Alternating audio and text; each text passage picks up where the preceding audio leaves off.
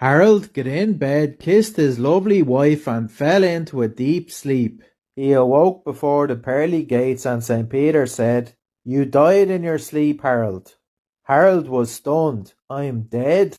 No, I can't be. I've got too much to live for. Send me back to my wife." St. Peter said, "Perhaps that can be arranged, but there aren't many open spots right now. You've got two alternatives. You can come back to your house as a goldfish or a hen." Harold never liked swimming and thought that perhaps being a hen wouldn't be that bad after all. Harold replied, "Okay then, I choose to be a hen." The next thing he knew, he was covered with feathers. Another hen said, "So you're the new hen, nice to meet you.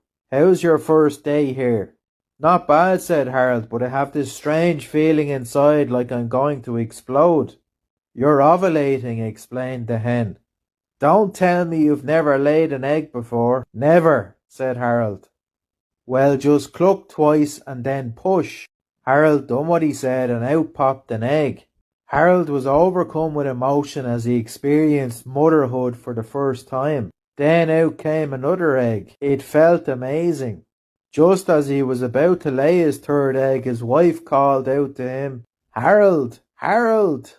Happiness filled Harold as he saw her running towards him. He clucked once, clucked twice, and suddenly felt his wife smack the back of his head.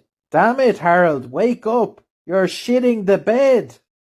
A woman is flying on a jumbo jet. After they get up in the air, the loudspeaker comes on. "This is your captain, Rama Kirti. We are cruising at 35,000 feet and will be landing in 6 hours. When the announcement is finished, the woman passenger beckons to the stewardess and asks, "Is it really true that this great big airplane is being flown by a woman?" The stewardess says, "Yes, Captain Katty Durst is a woman." The woman says, "How wonderful, I am so excited. Do you think you can arrange for me to go up to the cockpit and congratulate her?" The stewardess says, "Yes, I think I can arrange that. You might also like to know that the co-pilot is a woman." The woman says, "Oh, how exciting. This is wonderful news. Please let me go to the cockpit so I can congratulate them both." The stewardess says, "Okay, you can do that. You might like to know that actually the entire crew of this plane are women." The woman says, "That is the most exciting thing I have heard in a long time. This has really made my day. I just have to go to the cockpit to express my admiration." The stewardess says, "One more thing you might like to know. We don't call it the cockpit anymore." A young doctor had moved to a small town to replace a doctor who was retiring. The older doctor says to the younger doctor, "I would like you to accompany me on my rounds today so the community can get used to you." At the first house, a woman complains, "I've been a little sick to my stomach." The older doctor says, "Well, you've probably been overdoing the fresh fruit. Why don't you cut back on the amount you've been eating and see if that does the trick?" As they left, the younger man said, "You didn't even examine that woman. How did you come to your diagnosis so quickly?" "I didn't have to examine her. You noticed I dropped my stethoscope on the floor in there? Well, when I bent over to pick it up, I noticed a half-dozen banana peels in the waste bin. I knew that what was probably making her sick." The younger doctor said, "Pretty clever. If you don't mind, I think I'll try that at the next house." Arriving at the next house, they spent several minutes talking with a younger woman. She just didn't have the energy she once had and said, "I'm feeling terribly run down lately." "You've probably been doing too much for the church," the younger doctor told her. "Perhaps you should cut back a bit and see if that helps." As they left, the elder doctor said, "I know that woman well. Your diagnosis is almost certainly correct. She's very active in the church.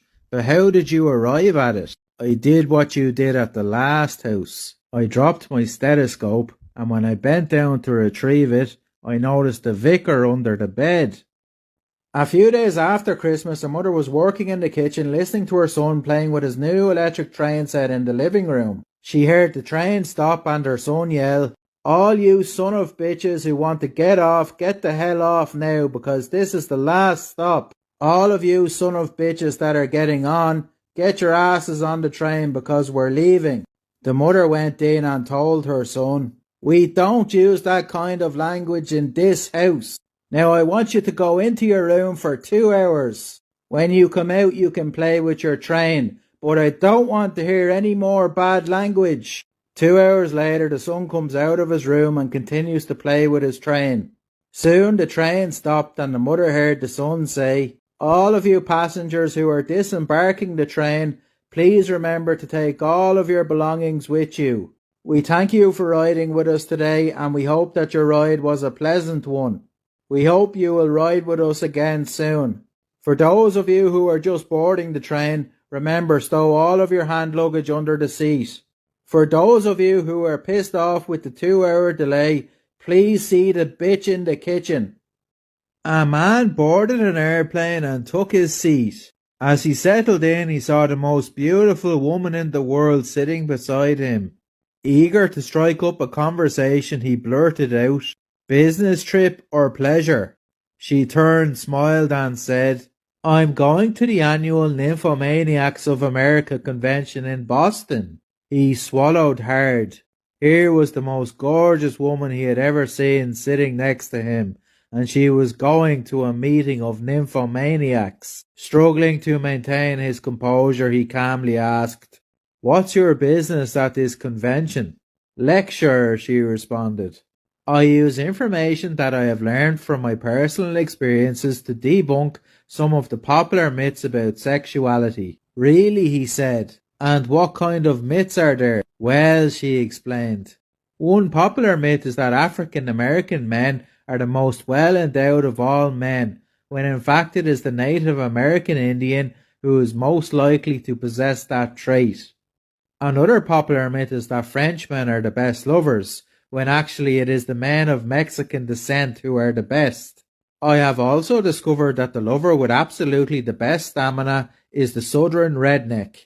Suddenly the woman became a little uncomfortable and blushed. "I'm sorry," she said. "I shouldn't really be discussing all of this with you. I don't even know your name."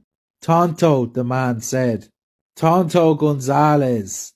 But my friends call me Bubba." A first grade teacher, Miss Brooks, was having trouble with one of her more precious students. The teacher asked, "Harry, what exactly is your problem?" Harry answered, "I'm too smart for the first grade. My sister is in 3rd grade and I am smarter than her. I think I should be in the 3rd grade too." Miss Brooks finally had enough. She took Harry to the principal's office. While Harry waited in the outer office, the teacher explained the situation to the principal. The principal told Miss Brooks, "I will give the boy a test. If he fails to answer any of my questions, he will go back to the 1st grade and behave." She agreed. Harry was brought in and the principal asks him, "What is 3 times 3? 9. What is 6 times 6? 36. And so it went with every question the principal thought a bright 3rd grader should know. The principal looks at Miss Brooks and tells her, "You know, I reckon Harry can go to the 3rd grade." But Miss Brooks is still sceptical of the little bugger and says to the principal, "Not so fast, let me ask him a few questions." The principal and both Harry agree. Miss Brooks asks, "What does a cow have 4 of that I have 2 of?" Harry, after a moment, says, "Legs." "What is in your pants that you have but I don't have?" The principal wondered why she would ask such a question. Harry replied, "Pockets," to the principal's great relief. "What does a dog do that a man steps into?" "Pants." By now the principal is sitting forward with his mouth wide open. "What goes in hard and pink and comes out soft and sticky?" Now the principal's eyes opened really wide, and before he could intervene, Harry replied, "Bubble gum." "What does a man do standing up, a woman does sitting down, and a dog does on 3 legs?" "Shake hands." The principal is now trembling with apprehension as Miss Brooks asks the last question. "What word starts with an F and ends in K and indicates a great deal of heat and excitement. Fire truck. The principal breathes a huge sigh of relief and tells the teacher, "Put the little bastard in 5th grade. I got the last 7 questions wrong myself."